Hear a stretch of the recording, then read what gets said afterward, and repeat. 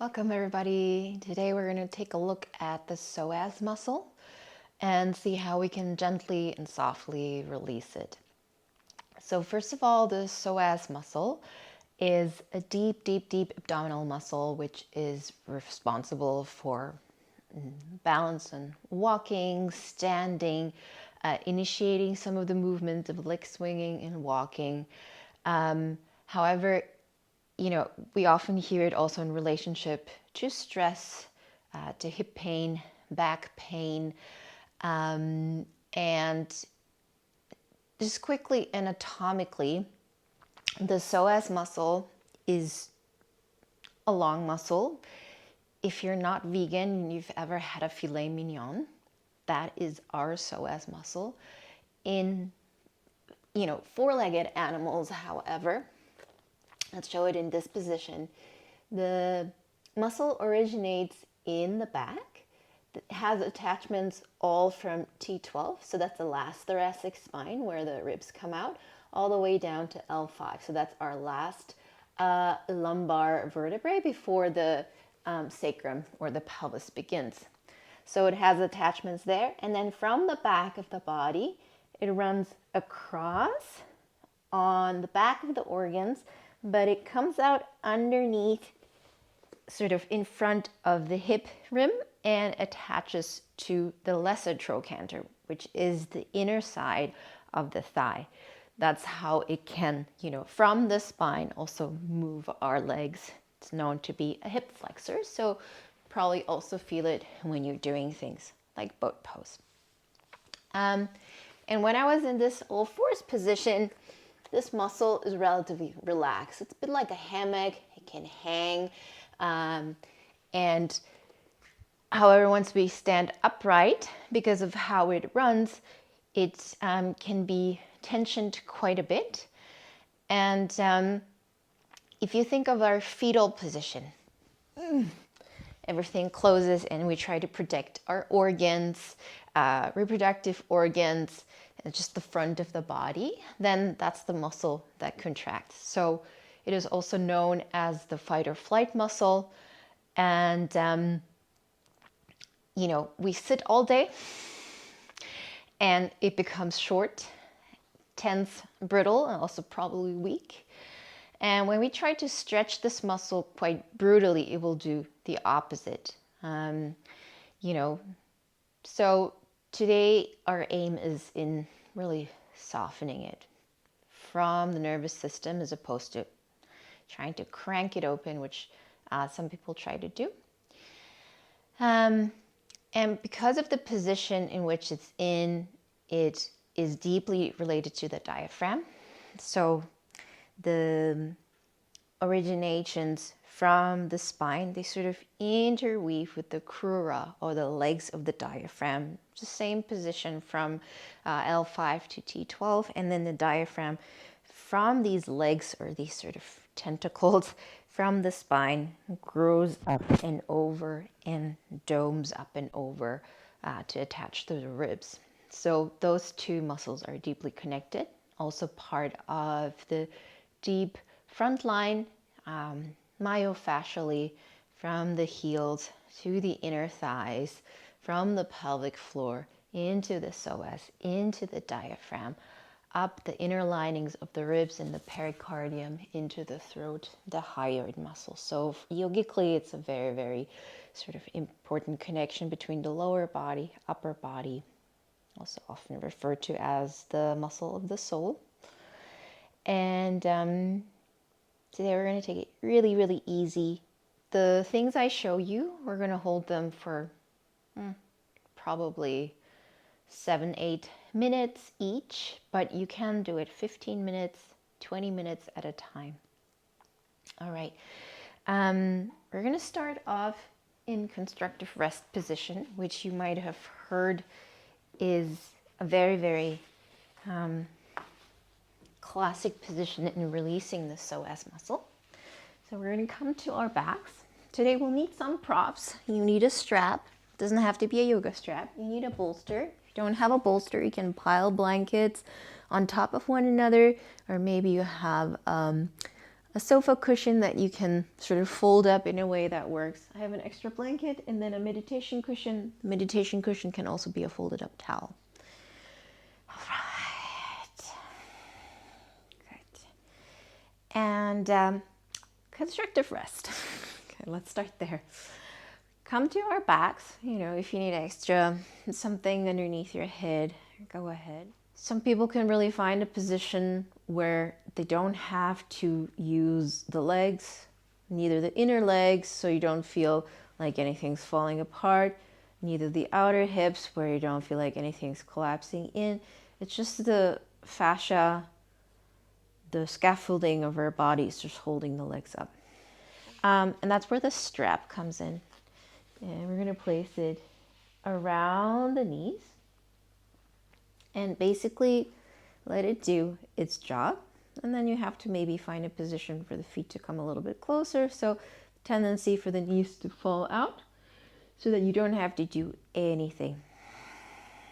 You can also bring your hands to the front of the hips.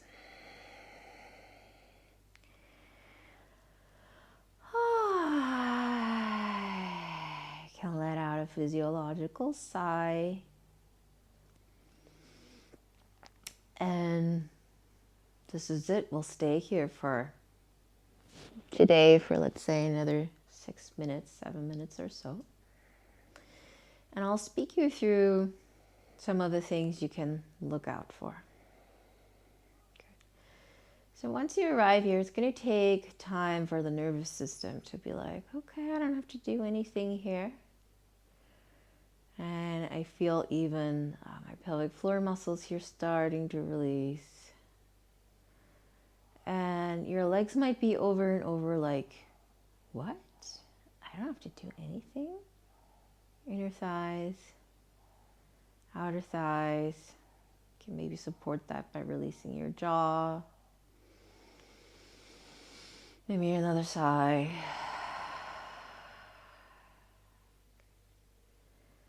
And my hands here are just giving some warmth to this area where the psoas surfaces on the front of the body, where it attaches to the inner thighs. So it's an abdominal muscle, but it's also a back muscle because it spans so many joints, so many vertebrae, then the hip and then the thigh. Moves so many joints. And so many aspects of our bodies are involved in holding this muscle up.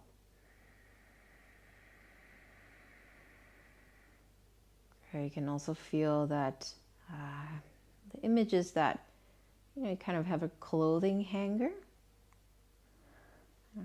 At the base of the rod or the clothing hanger, you have both knees. They're just hanging there. And, there's a hook above it, and the knees are being suspended by this clothing hanger. So that from the knees to the shins to the feet, they drop off to one side. From the knees to the thighs to the hip, they sort of drop off the other side of the hanger. Everything's suspended. Start to hammock. Now you might also start to feel the organs sort of sinking in.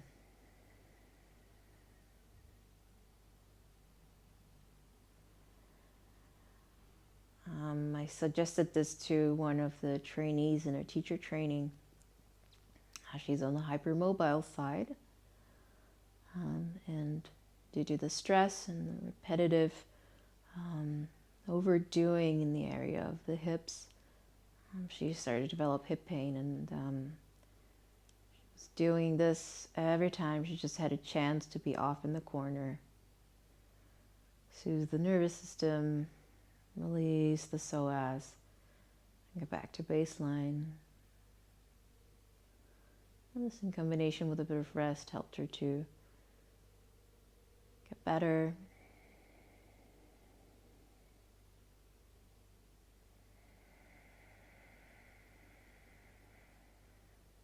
It can also support the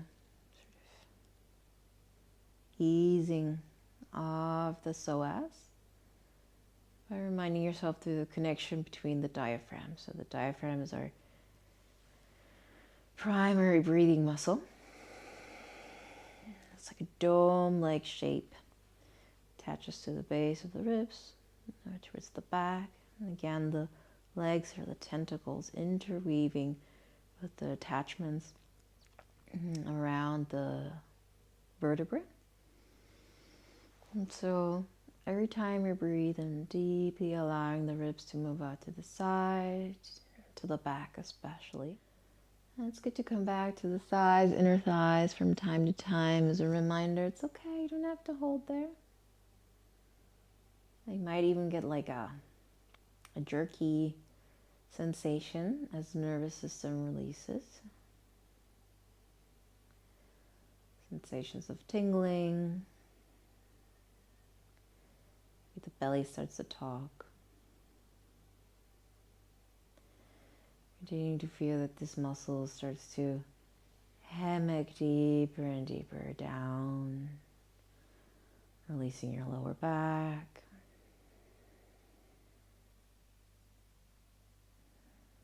Releasing the fronts of the hips.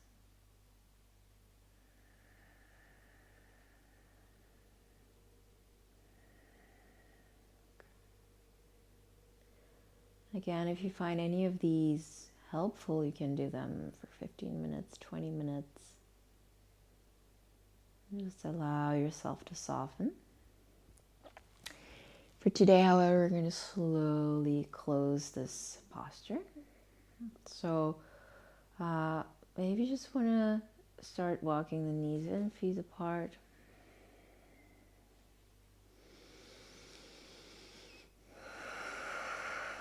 Again, relying on the scaffolding of the bones and the fascia to do the work. You don't have to do anything. And then we'll slowly roll over to the side.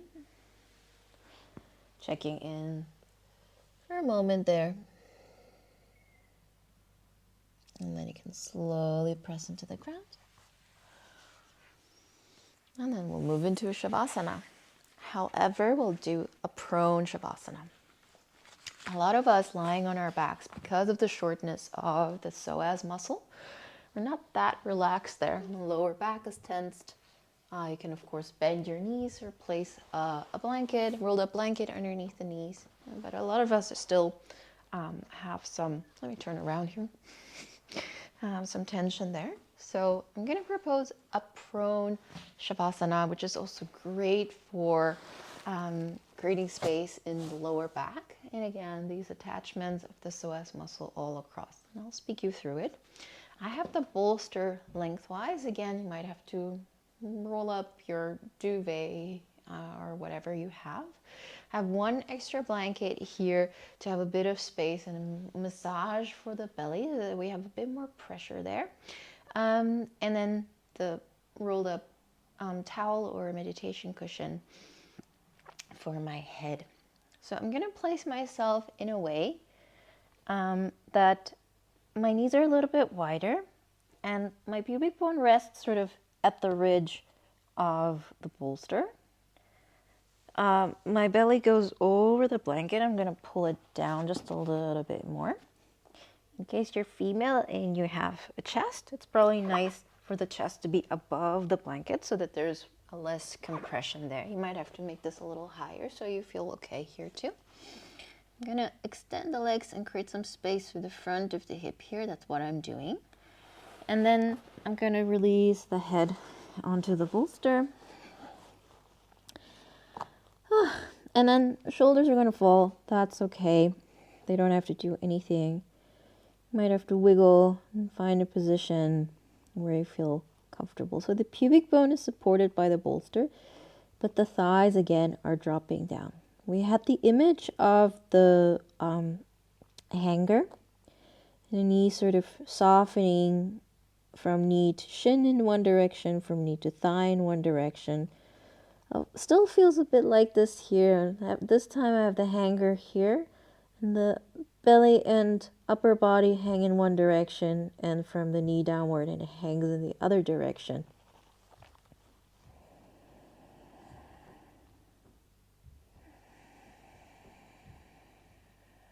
And then you notice maybe it's quite easy and comfortable to breathe into the back.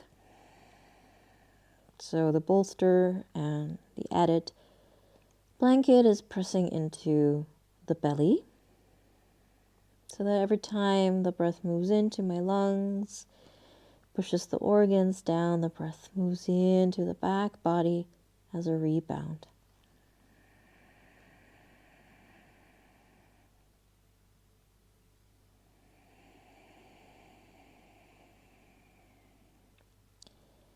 Just letting the breath and the changes in abdominal pressure massage my back.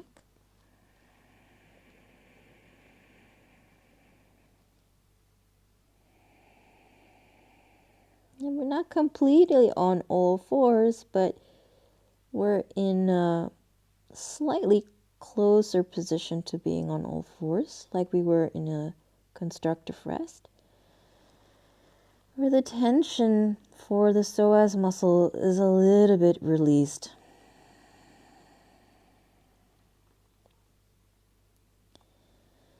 Like when we're sitting up, it doesn't have to hold anything, it can just hang and soften.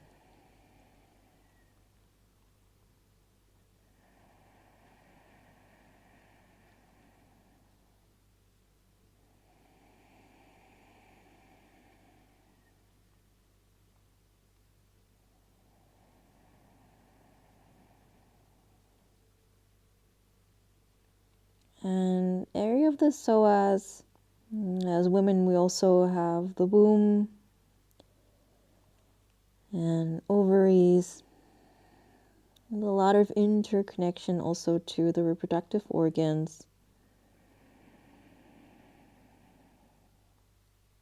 And so a lot of these organs and muscles are innervated, in the same sacral area, from the same sacral area. And so releasing the psoas can in turn also have a positive effect on the menstrual cycle.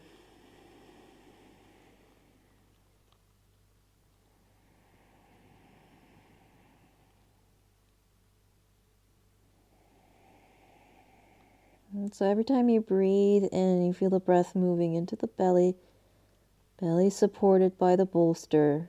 And so the width and the breadth, spaciousness starts to travel through the organs into the muscles of the back, the spaces between the vertebrae. And every time you exhale, you can feel like the muscles are draping around the bolster. So front to back, but also side to side. Feeling like things are melting down the sides. Melting downward from the tailbone, creating more and more space in the lower back, the hip area.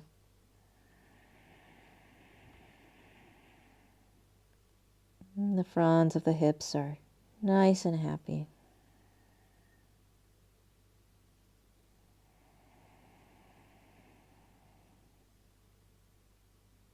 Nice, easy breath. You also don't have to be too technical with the breath. Where does it go? Just allowing your body to breathe.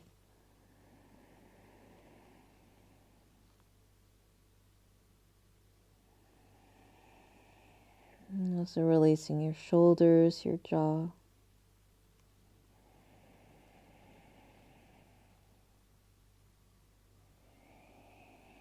And even in the yoga studio, when everyone's doing supine shavasana, you can do this. There's no rule against it.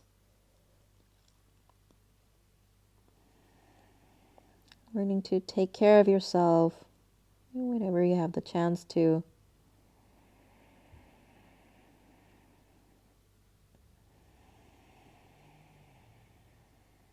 Good. We'll take 3 more deep breaths. Of course, if you want to stay here, you can.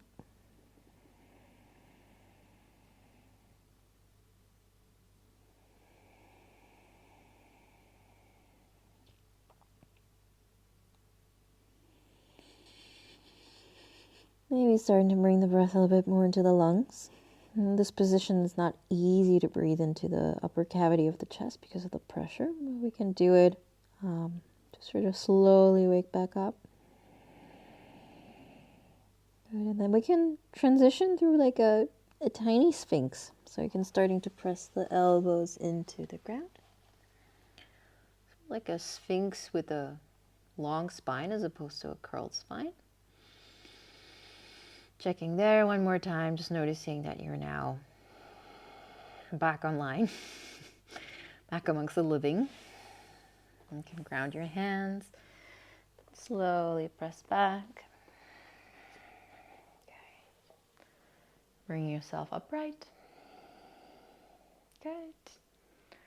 And then I hope you enjoyed this short video. Hope to see you soon. Thank you.